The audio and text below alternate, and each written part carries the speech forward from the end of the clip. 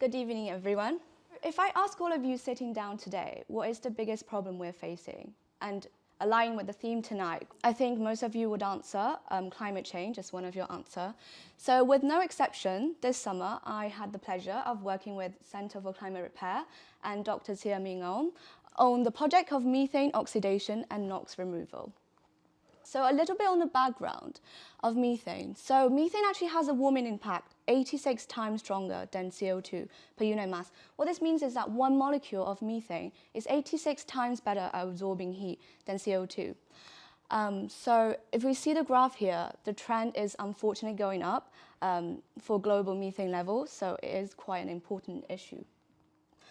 And so methane is a lot more challenging to mitigate than CO2, and the reason for this is that methane is super inert. So if we see here, two molecules, so this is CO2 right here, and that's methane.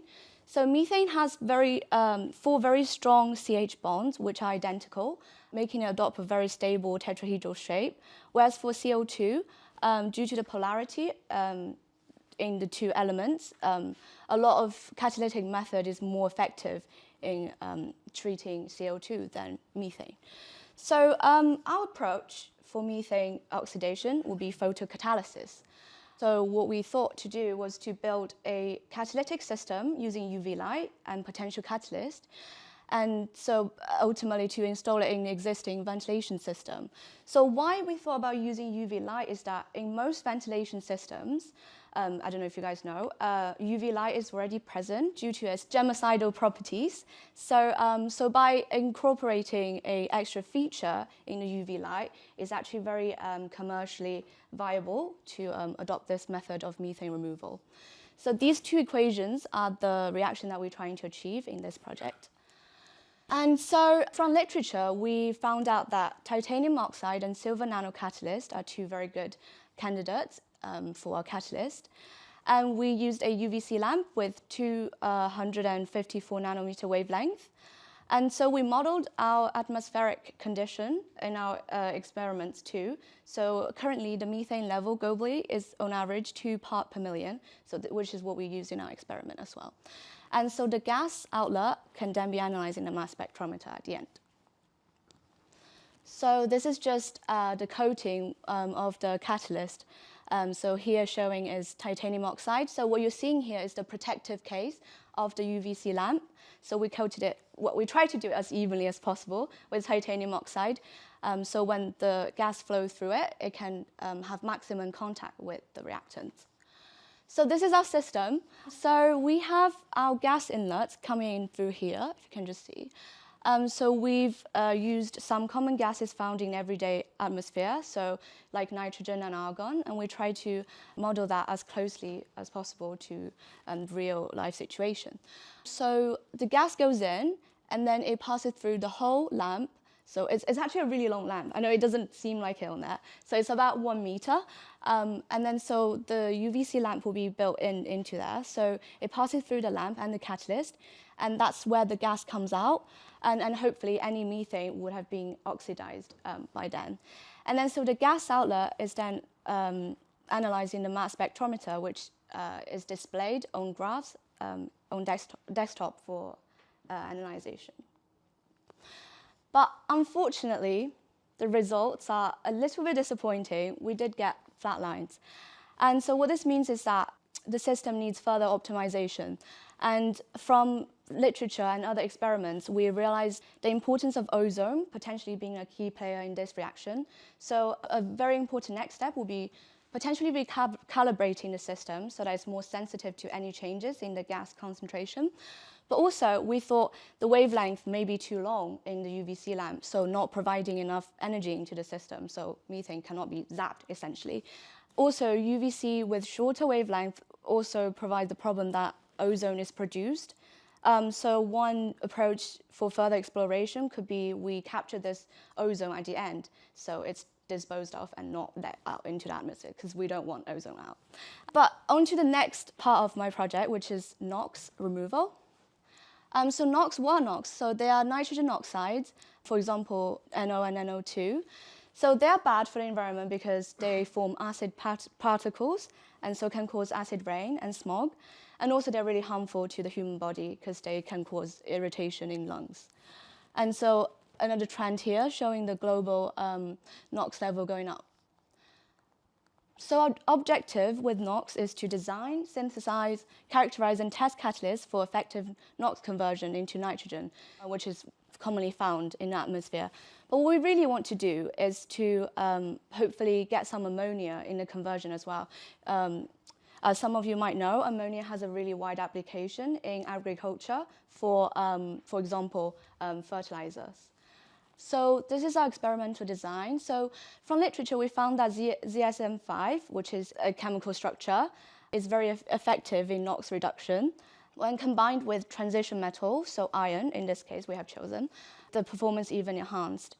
And so we decided at a 5% weighting percentage for Fe doping. And the synthesis method used was incipient wetness impregnation method. And I'll just talk a little bit on that.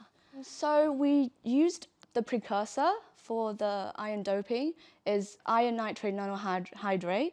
So what we essentially did was just dissolve the precursor into the ZSM5, which is our support in this case, and then we let it stir overnight so it can be fully incorporated into the system. And then we let it dry before finally calcination at 500 degrees Celsius in order to remove any residual nitrates left in the system. So if you see that, that's our final product. So that's the catalyst that we've made. And so now that we've got our catalyst, the next step is to characterize so that we're actually sure that that's what we made. So the two methods used is X-ray diffraction, so XRD, and scanning electron microscopy. So this graph showing you here is scanning electron microscopy graph. So what we can see here is in this small rectangular area, the components of the elements and their weighting. And remember when I said we wanted to make 5% iron weighting concentration? What we've got here is 4.9 weight concentration, which is, well, I think close enough. Yeah. And this is a X-ray diffraction graph. So this is drawn from literature, and this is our own data. So you can see here it matched quite well. And so next part is the testing. So what we got here is quite similar to the methane system, except it's thermal catalysis. So what we got here is a temperature control box to ensure even heating in the system. So we don't want any temperature bumps that would make the system essentially not calibrated. And we pumped in some gas, again, modeled at atmospheric level, and then this time including NOx. And then it will pass through the heater reactor, which is where the catalyst is placed. So we use 0.2 grams in here. And then so it will pass through the system where reaction will happen, and then it will pass to the mass spectrometer, which will analyze the gas component over time. And then we will connect that into a desktop, which can show the change in concentration. And so this is the result, voila. Great result, we've got conversion to ammonia. So yay, we've got an increase in the ammonia level. So yeah, and if you can see here, so the increase actually started around 320 degrees, which matches the literature that, that's reported. And it even surpasses some literature results. So a common temperature range for ammonia production is from 350 to 400. So we've actually managed to down that quite by around 30 degrees. So very promising. And so just some discussion and next step. So obviously we successfully converted the NOx, and it can be used to integrate NOx removal in other mitigation projects in the future. And catalyst certainly helps. So the successful system can then be mass produced and be incorporated into, for example, car engines. But we've got to be a little careful with ammonia because it is quite a stinky gas, for those of you who knows. So it's very important that we capture it at the end as well. So for both of the projects, both methane and NOx, further exploration is needed, and the results are quite crude, as you can tell. But it can certainly facilitate future experimental design. And so, for example, with methane, we'll focus in the future on more building a system rather than the photocatalysis itself. And I'd just like to end saying that the experience was super enjoyable and very, a lot have been taught to me during that time, short amount of 8 weeks. And I would like to thank all those who have supported the project, including those at CCR who overlooked the project, and my lovely supervisor who's unfortunately not here with us today, Dr. Tzia Ming and his team.